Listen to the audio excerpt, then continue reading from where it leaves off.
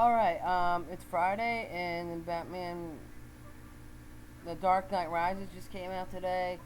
I thought maybe in honor of my new reviews for now, I'm going to be doing Batman for a while. Um, so, Batman Begins, the first movie that rebooted the whole franchise.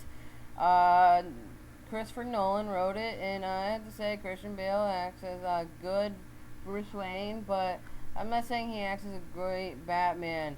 That's just something I kind of liked it with him. He actually tries to disguise his voice from Batman from the previous uh, actors that played him: Val Kilmer, George Clooney, Michael Keaton. Due to the other characters, they did pretty good, but uh, Batman Begins starts as a new, fresh take of Batman. It's more of a serious take in it. I really like how they did Ra's al Ghul as like more of like a acting like he's like more of a criminal mastermind more than all that like ancient magic and all that stuff. It kind of like reinvamps the character of Ra's al Ghul. They throw Scarecrow in it, which is pretty cool, and I have to admit it was rumored before the last I think Batman and Robin. They were gonna have one called Batman Triumphs with him Scarecrow sent around, but after that bad movie that we got, this got took a while for it to reboot itself, and it worked. This movie works as a good reboot. The story of this movie, I really like it. It's new, it's refreshed, and it's not that monotone, stupid Batman crap that we got back in the old ones, but it's more of a serious take on Batman, and that's why I like a serious take on Batman more than anything. Like, I'm more like a story driven Batman because there's so many things you can do with Batman.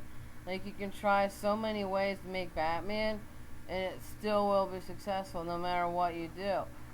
Anyway, I do enjoy Batman Begins more than the second one, but this one came out in 2005, and that's been a year gap between Dark Knight, which came out in 2008, and it was re-released in theaters in 2009. But I like Batman Begins. There's not a lot of things that goes against it because it just when you're trying to make a reboot, when you're trying to make a franchise, you don't want to clusterfuck the whole storylines,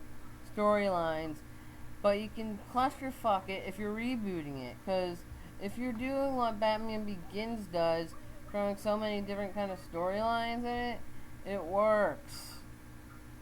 Because Batman's storylines are serious and other villains aren't in there, but we don't get like the mainstream villains that like we know for like he was trying. We don't get like Bane or I mean Killer Croc or Clayface or even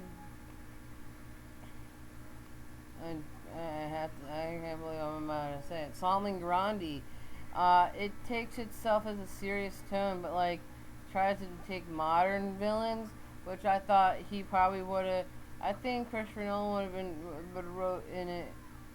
That would be pretty cool if you got to see. I think he would did pretty good if he put Vandal Savage in the Batman universe, but I think he could have worked in it as another one. But I know after The Dark Knight Rises comes out, it's gonna be almost one of the last few movies until Man of Steel comes out. Then they're gonna be planning on doing the reboot, and then the reboot's gonna be after like a decade after the new Man of Steel. But I really doubt that's gonna happen.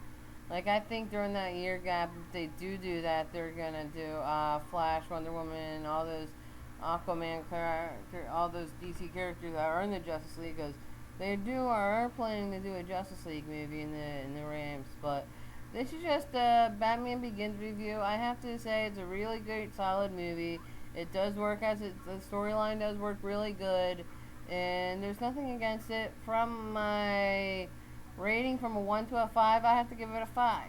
I really like Batman Begins. I really like what they did with the characters. It's more of a standard, different story, and I think that's why I like Christopher Nolan's arts, because he likes making serious films, and that's my review for Batman Begins.